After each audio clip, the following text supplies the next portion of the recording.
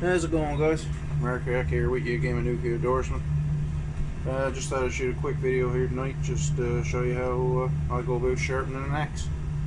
There's lots of videos online about it, but this is how I do it, and never hurts to know different techniques. Anyway, I use a file instead of an angle grinder or bench grinder, mainly because I'm not that handy when it comes to power tools. And it's easy to screw up an axe or any type of blade with a power tool if you're not familiar with using it, especially if you're not familiar with using it properly. So I've always just felt more comfortable using an axe. It takes a little longer, but I don't mind that. I don't mind putting in a little work with it. Just setting my beverage down there, having a cold one, having a wobbly pot. But yeah, no. So anyway, all I use is just a single cut file, and yeah. So I just take my time with it. Just got an axe here that belongs to my brother. He wants me to put it sharpen up for him, so I'm gonna touch that up for him. Put the edge onto it there now. It's not too bad. I mean, it's all right, but I'll get it sharper. Alright, here we go.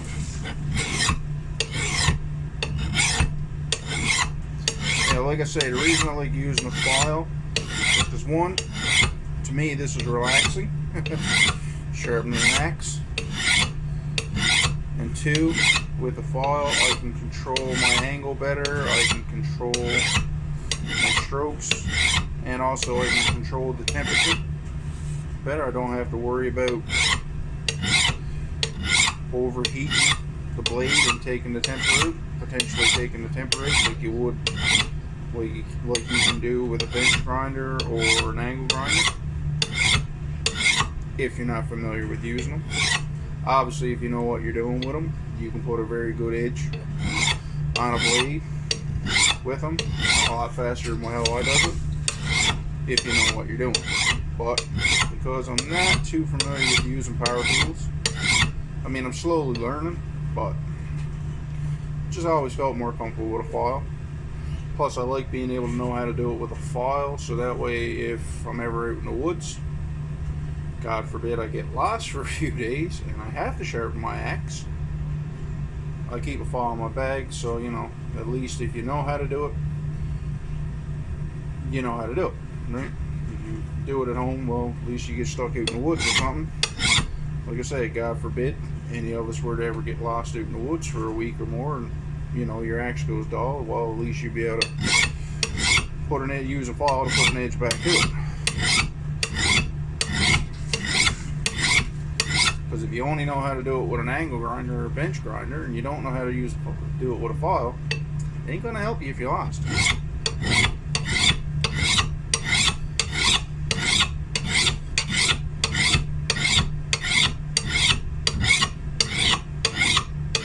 For anybody asking why I don't have gloves on, normally I do, but the pair of gloves I use are in the trunk of my car right now, and it is pouring down rain.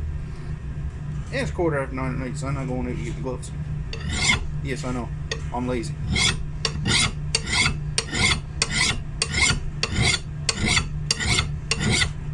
But I don't like getting wet during the winter months.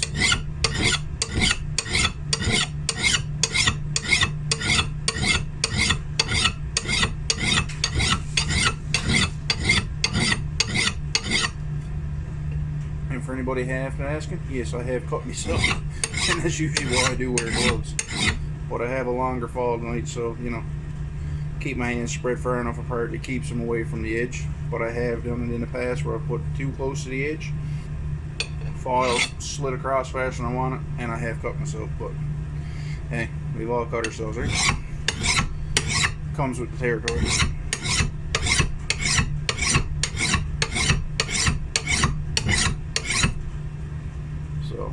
As I'm going, I just like to stop, run my thumb along, make sure that I'm taking the jaws off.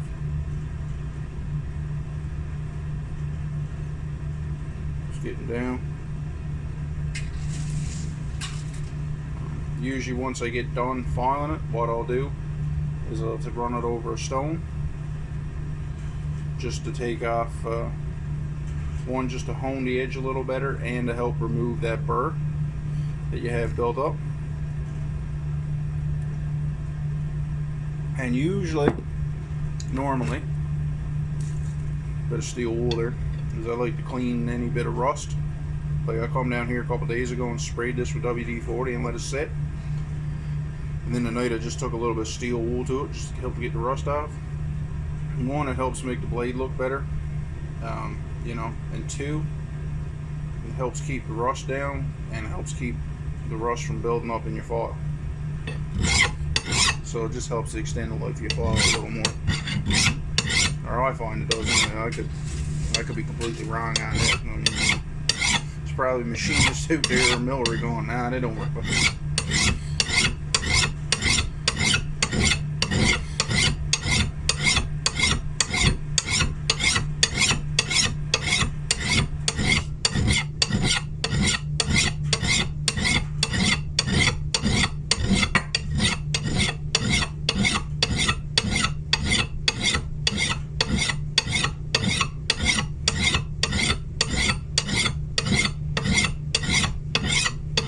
See, I just start, regardless of which way I have it turned, I try to start off from one end or the other and just work my way across.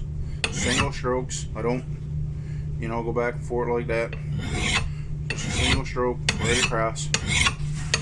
Now you do have to be careful, because if you go too much pressure on either end, and I've had this happen to me with another axe I own, you can change the bevel to where you're sloping down on one side almost like a chisel grind, and it takes a bit of time to get that fall out. I've done that with an axe I had, and I do finally over time I got it back to where I wanted it.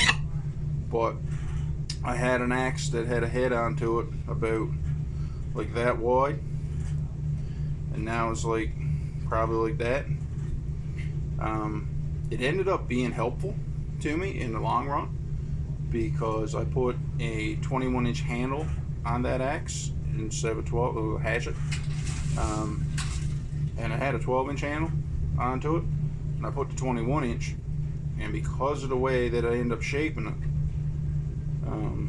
which was completely by accident, but it took a lot of the weight that it had the axe. It's still a very, you know, it's still got a nice head onto it, but if you can make it smaller, so now you can hold it. And I mean, if you just want a nice small backpacking axe, I mean, that's what I love about it. I throw it in my bag during hunting season, and I mean, if I want to limb out a dead tree for a fire or whatever, it's just nice.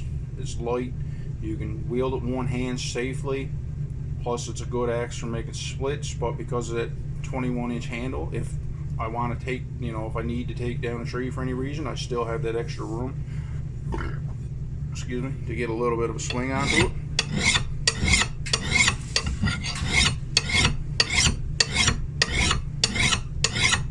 But anyway, I'm going to keep working at this, and I'll be back with you shortly. So stay tuned.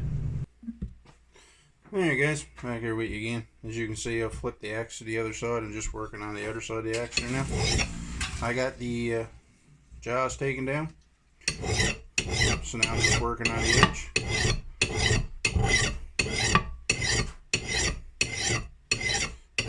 The other thing too I like about using a file, I don't know if you can really see it here, but excuse me, but when you're working on, like when you just want to take the jaws down but you don't want to touch the edge, it's nice to be able to use a file, because instead of having to angle it on the edge in like this position, I can keep it flat. And so I missed the bit altogether, and I'm just coming across the head of the axe, just taking down that jaws. And what I mean by jaws, for anybody that's not familiar, just if you ever use an axe, after a while you'll notice your edge starts to get very dull, And when you run your fingers over it, you'll notice that closer to the edge, the metal will start to get thicker and build up more, and your edge will be less.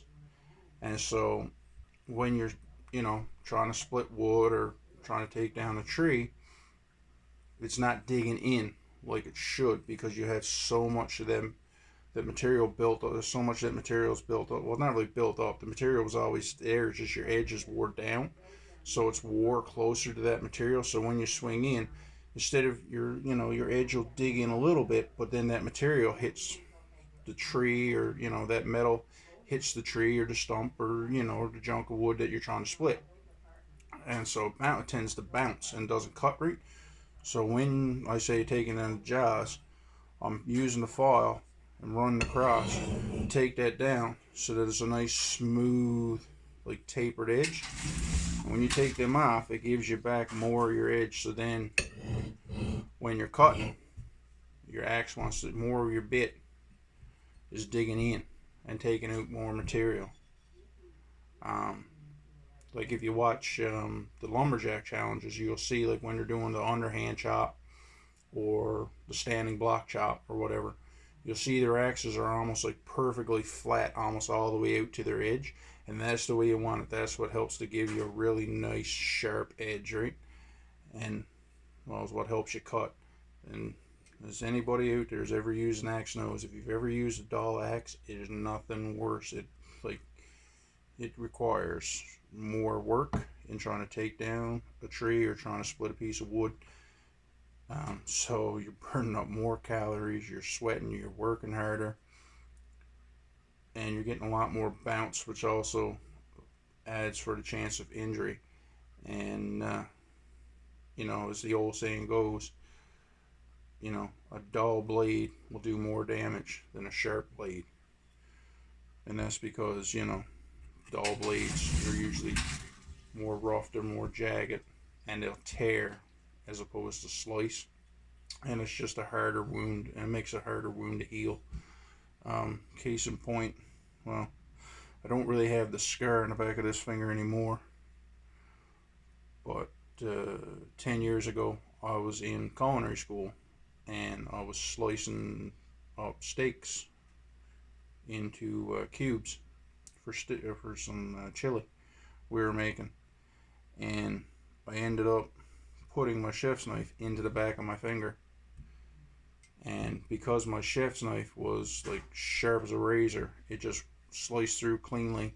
And I just put a band-aid on. I just cleaned it up, put a band-aid onto it, and within 2 days it had already started to heal back together. Whereas if that had been dull, in actuality, that same finger, I had the Bear Grylls knife actually, and they say the serrations, you can use the serrations as a saw.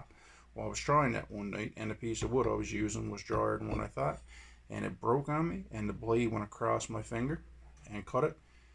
And I mean, wasn't a very big cut, but because of the jaggedness of the serrations and the way it cut, and it kind of tore as opposed to slice, and because of that, it took 3 stitches to heal. So whereas putting a chef's knife in my finger that was sharp, band-aid, 2 days it was already healing. This took, and there was hardly any blood. This thing bled for about 3 hours and took 3 stitches in my finger for I think a week to 2 weeks to heal it up. So another important reason to always keep your tools well sharp, your bladed tools well sharpened and well maintained. And it doesn't take a lot of effort. I mean, now one thing you want to do is with an axe, as I've learned by trial and error, you don't want to fall every time you use it, you don't want to fall your axe. What you want to do is get yourself like one of those Lansky sharpening pucks or some form of sharpening stone. And after hard use on your axe, stone it, right? That'll hone your edge back. That'll keep your edge to it.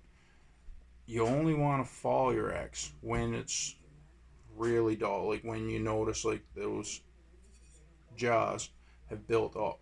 Then you want to file it, because then you're taking off that material, that extra material, and you're putting that nice edge back to it. But if you overfall too much, you can take off too much material, and you can, damage the head of the axe. Like I said earlier, you can either bevel over the edges so that they're curled one way or the other. You can take off more material than you would like. So, you know, the head, you might have a nice broad-headed axe. Let's say you got like a nice 4 or 5 inches, and if you overwork, if you overfall that too much, you might end up with like 2 inch, and a 2 inch head on that axe. And I mean, if that's if it's like a $20 Walmart axe, and you're just practicing, it's probably not that big of a deal to you. But I mean, if you got like say a $200-300 Halterfords or Wetterlings or Gransford Brooks axe or something like that, you might be a little brokenhearted if you take off too much material and end up ruining your axe. But yeah, it's actually,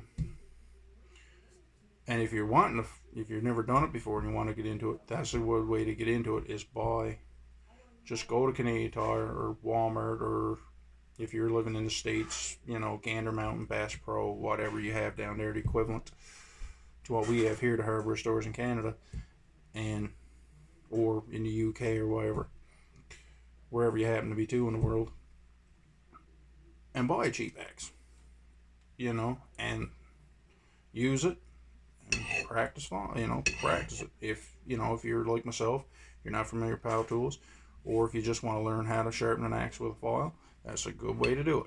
And if you damage it, better to be $20 than 200. Anyway, like I say, now I'm just working on the edge, and I'm gonna flip this axe over now the once, and you'll see, and you'll get a better view of what I'm doing.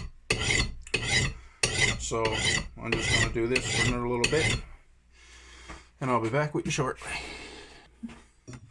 Alright, we're back. So now I got the axe flipped over, as you've seen. So now you'll see what I'm doing. Well, you'll get a rougher idea. So when I'm trying to take down the jaws, you see I kind of run the file. It'll be more like this, right? So it's running across, so you do have a gap between the edge. Whereas when I'm ready to sharpen the edge, right, I'll run the file up more like this, so it's running along side the edge, right? Now, like I said, I use a single cut file mostly, because most of my axes, I don't let them get to the point where they really need a lot of work. But if you have, say, an axe that's really dulled out and has a lot of has a real thick set of jaws, then you might want to use like a combination file that's double cut on one side and single cut on the other. So that way the double cut will take off more material. It especially works well if you're trying to sharpen up a splitting axe, a dull splitting axe. And anybody who's not familiar with a splitting axe, a lot of the ones that we use here in Newfoundland, they're a maul style, which just basically means it's like a sledgehammer end on one end and really thick, heavy blade on the other side to really get that good split. So they tend to have really thick jaws because, well, they're not meant to be like super sharp, like hair popping sharp. They're meant to use more weight behind them for splitting. But you still want to have them sharp, because if they're dull, they'll bounce too. So a double cut on one of those is good, because you put that, you take off that material, and then once you get the material taken off, once you get the desired amount of material taken off that you want to take off, then you can flip it over to your single cut side and put that finishing edge to it, right? Clean it up, put the finishing edge onto it, and then if you want, you can take a stone axe puck or a stone to it and fine tune the edge even more so, right? But if it's just a splitting axe, like I say, you really don't need to put that real fine edge onto it, because the weight is what's going to do the work behind that anyway. But I can't say that'll be another video because I don't have a split neck. I don't, the only time I cuts a bit of wood is when I'm out in the woods, usually, you know, camping or whatever, just for making a fire or something like that. I don't burn wood here at home. In the place I'm currently living. Now, I get it on my own. I get a house that has I have wood because I'll have a wood furnace. Because to me, there's nothing better than wood heat. It's a lot more work, but it gives you a lot nicer heat.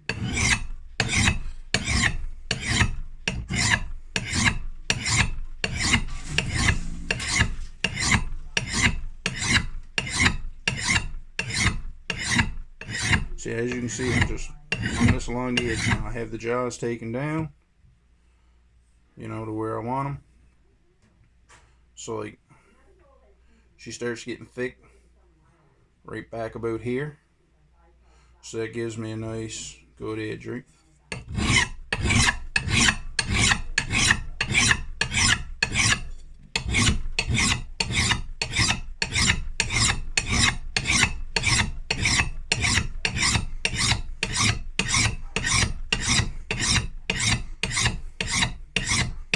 And I'll show you after. If it's not always going to happen. I mean, if you got, you know, a cheap quality axe with cheap steel, it's hard sometimes to get a real good edge to it, like most blades. But I can usually get these sharp enough that they'll actually take hair off. Won't take the hair off my face, but it'll take the hair off a leg or an arm.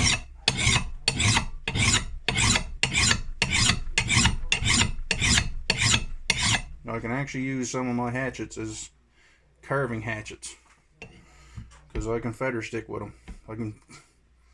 Sad to say, I can feather stick better with some of my axes than I can with some of my knives.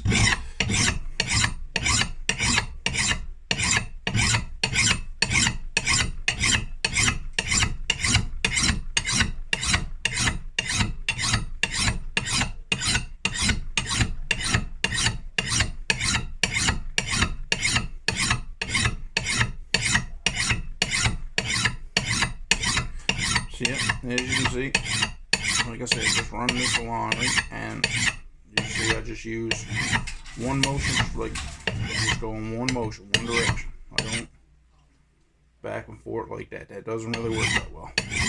You want one even pressure stroke all the way across, from one side of your bit to the other, from the bottom of your bit to the top, or from the top to the bottom, however you tend to be, however you sharpen it. And I'm using the vise right now. I've done this just on my leg on axes that weren't too bad, but a vise, it's always better to use a vise than resting it on your leg or anything, because you get more, you're able to put more pressure on to take off more material if needed.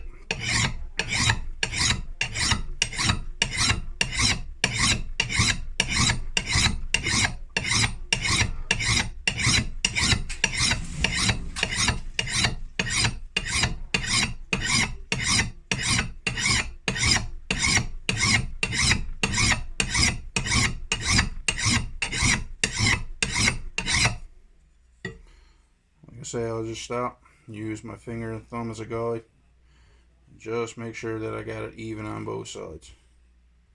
You're not always going to get it 100% even on both sides, but you know, you try your best, right? And if you're doing this and you notice your very tips aren't 100% sharp, don't worry about that too much. It is hard to get off the bat. It took me a while to learn how to get those tips sharpened. I've had a few axes over the years where, 95% of the bit was hair popping sharp, and then right at the tips, dull.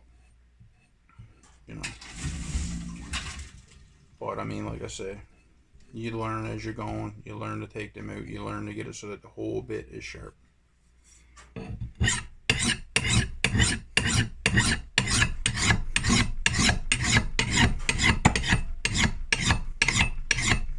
But you have to be careful on your tips, because if you go too hard, you can, like I said, you can round them over.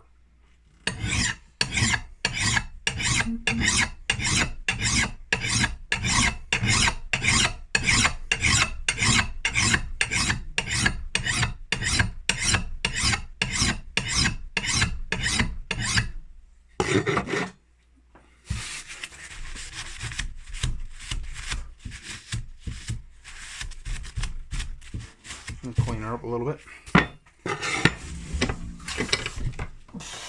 And you want to make sure you got your axe in there secure so she's not moving around on you. Your voice.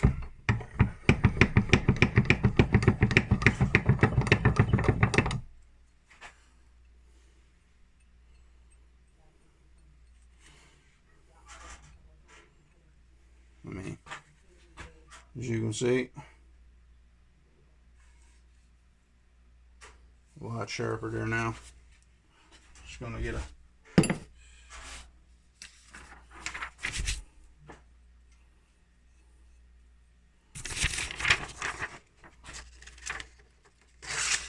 yeah, that works. Might not be the best paper to do it with, but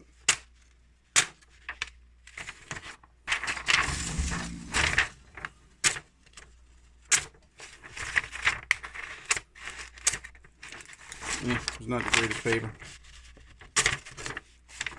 But I mean, you see, relatively clean slices. Huh? Oh, I get a stick there now.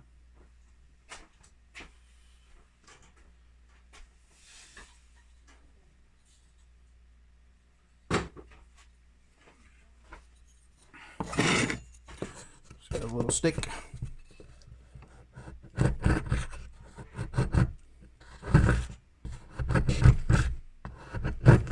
So, you know, she does need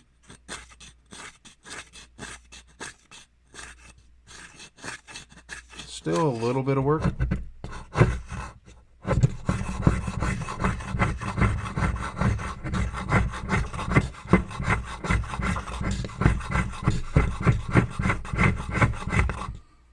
Alright.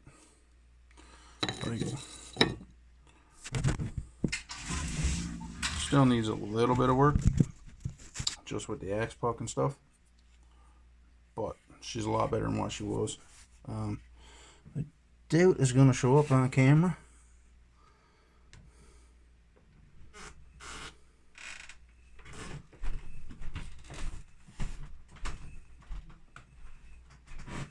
I'm going to have bald spots on my arms, and just so I test my knife's edge all the time. People ask me, how come your arms are so hairless?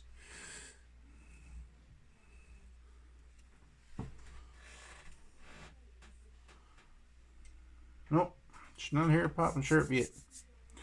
So she's just going to require a little bit more work. I'll be back to show you that now at once. Alright, so that's just the Lansky puck that I use. It's double-sided. It's coarse on one side, fine on the other. Now when I say coarse, it's not like real coarse, but it's a little coarser than, like, this side is a lot coarser than this side. But anyway, so all I do is just, you know, you just get it right here on your edge. You just circular motions all around.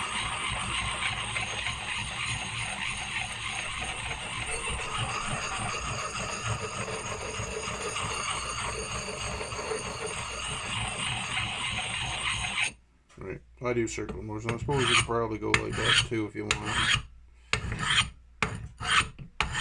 But I've always just done circular motions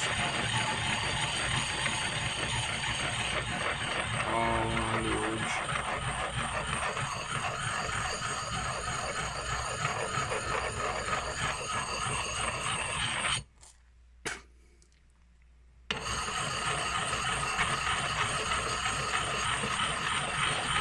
Get a spit just to help get it wet.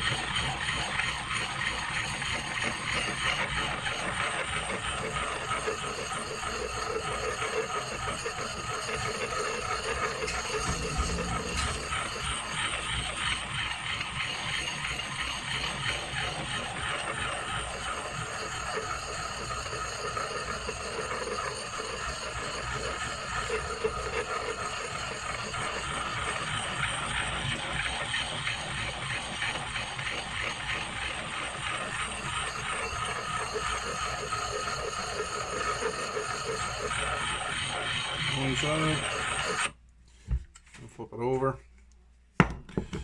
and this puck, relatively inexpensive. I think I paid 20 or 30 bucks for it at Good Buddy Sports here in Corner Brook. And this is Landscape brand. There are other brands out there you can use.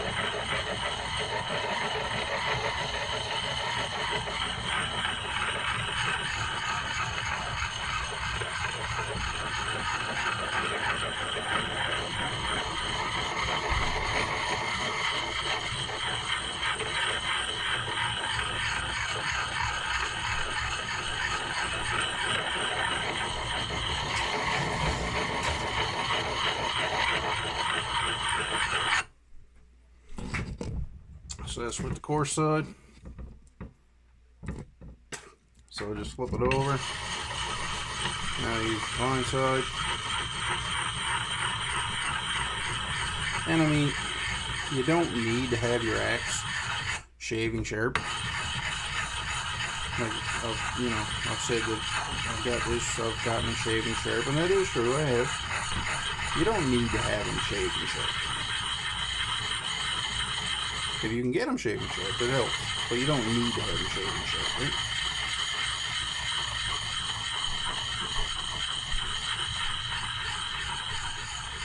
Because, I mean, the trick with an axe is technique and weight. You know, using proper technique, using body weight.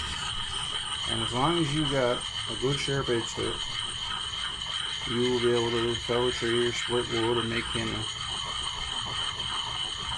Now,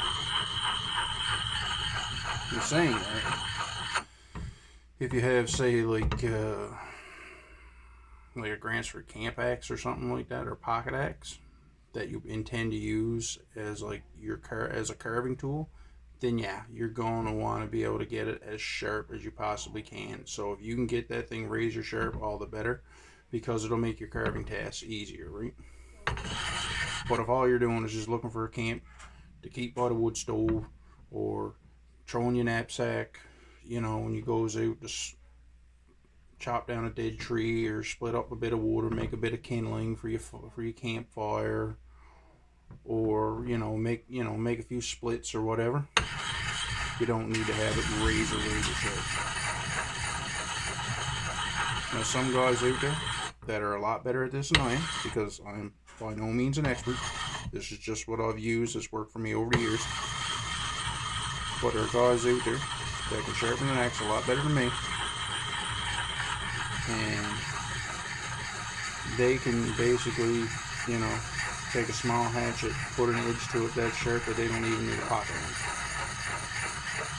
Well, not so much like they don't need a belt knife, because their axe will do everything for them, right? That the belt knife would do.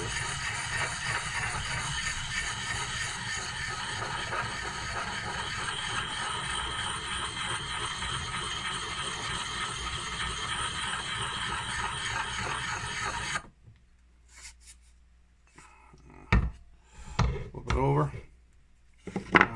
Get a bit more saliva going.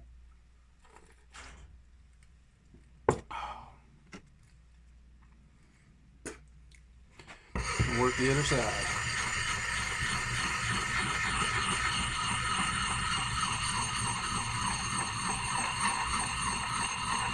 Like I said, I'm not an expert at this. I'm not a bladesmith or an axe smith or a logger or anything like that. But this is just, it's what worked for me at sharpening my axes over the years.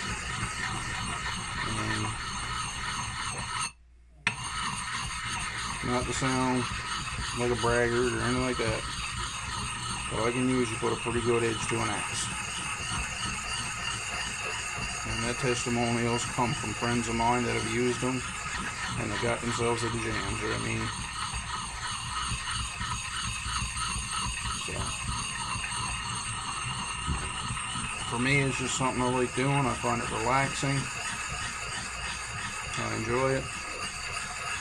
And when I'm home and there's a cold, rainy night out and you don't feel like doing nothing, or it's winter time and, stormy night and you don't feel like doing nothing, or in the case of right now, we're stuck in the house anyway most times, so with this whole COVID thing, it's a nice thing to know how to do, go downstairs, crack open a cold beverage of choice, have your set of files if you prefer doing it with file, and just lock it in your voice and just sharpen away, right, and just work on it. Throw on a bit of music that you like, and away to go.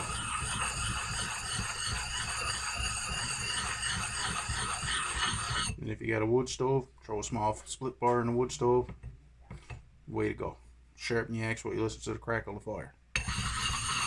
But anyway,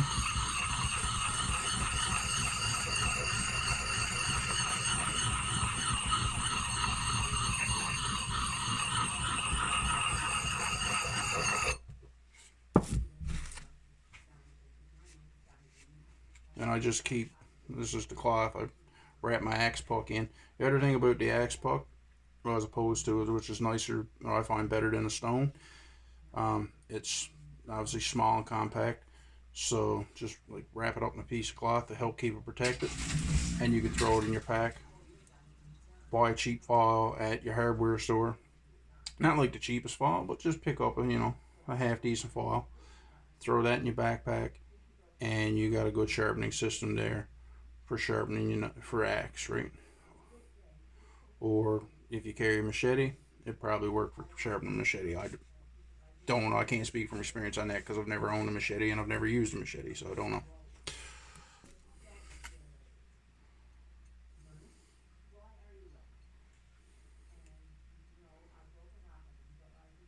And what I'm doing here with my thumb, I'm just lightly checking that blade, and I mean lightly.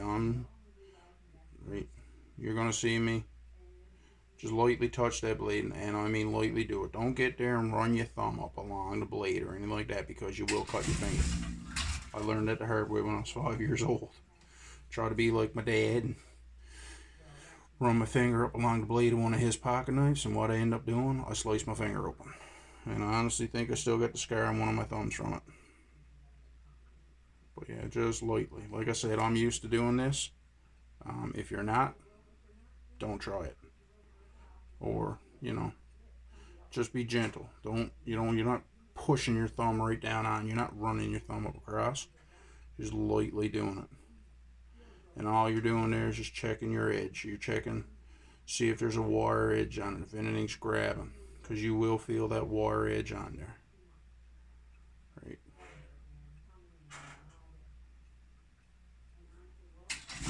And you can feel it too. Like, you'll feel like if she starts digging in your finger, your edge is usually sharp. You're starting to get that burr, or you got that burr gone, but she's just, wanting to dig in you, just wanting to catch your finger a bit, right? Whereas if it's dull, you won't want to catch your finger so much. Another way to check to see if it's dull versus sharp is when you look at it. A dull blade usually will give you what's called a shiny spot. You can look at it and you can see the light reflecting off it, right? And you know where the light is reflecting off on the edge.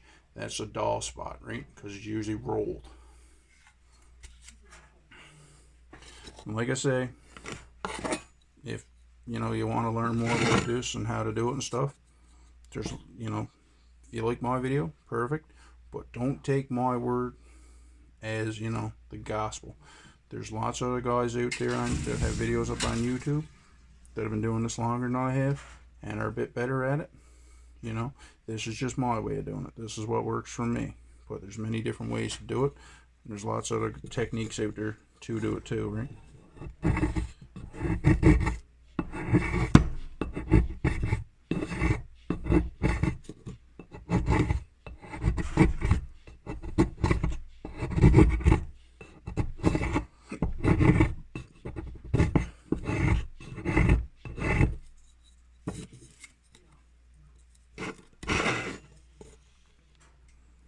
And for the love of God, don't do this. Because you do this, and you're not familiar with using an axe, you know what you're going to do? You're going to miss, and you're going to put the axe right into the back of your hand. And I've seen people do it. You want to try to make splits? No, I'm just doing this because I'm just doing it light. But don't do it. You're better off, you want to do it, say this was your piece of wood you're trying to split, lay it down and hit on the edge, right? That way, the axe glances. Now this normally, if this was a piece of wood, it would normally be longer. So you would hold it, right? So say you're holding it down here like that, right? Like that, and say it's longer. So you would clunk, twist your axe, right? And break it. Click, click, twist your axe, right? And you'll make your splits that way. And then if something happens, the axe bounces or something, it hits, your hand's back out of the way and clear of it. So basically, like, you're going to have it here like this. And you're just going to twist your axe. Twist your axe, right?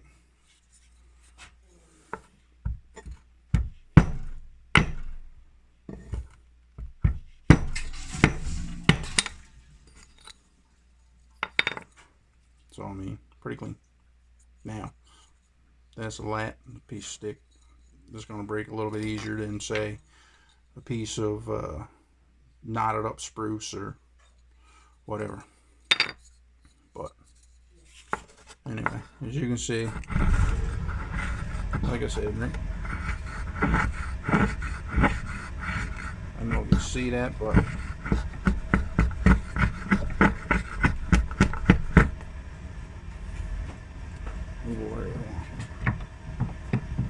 close up the voice there. See if I can show you a little better. Right? I mean, this is not super sharp. This is not as sharp as I can get it, but it's what I'm at, where I'm at right now, right? But you can just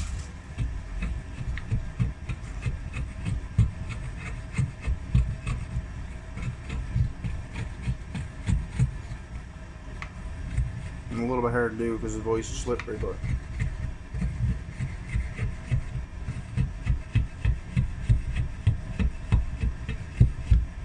I mean, feathers, curls, whatever you want to call them, right? So it's pretty sharp. But anyway, this video's gone on to be 40 minutes long, and it's a little bit longer than I intended it to be. But anyway, thank you for watching. Yeah, thanks for watching. Appreciate it. If you liked the video, give it a like, give it a share, give it a thumbs up, you know, leave a comment if you want. If you're someone out there that's, you know, been doing this a lot longer than I am, and you feel you have a better technique or something you can, you know, you want to pass on some knowledge, by all means leave a comment and let me know. Gladly accept any constructive criticism. But anyway, like I said, thanks for watching, and I'll catch you guys in the next one. Alright, bye for now.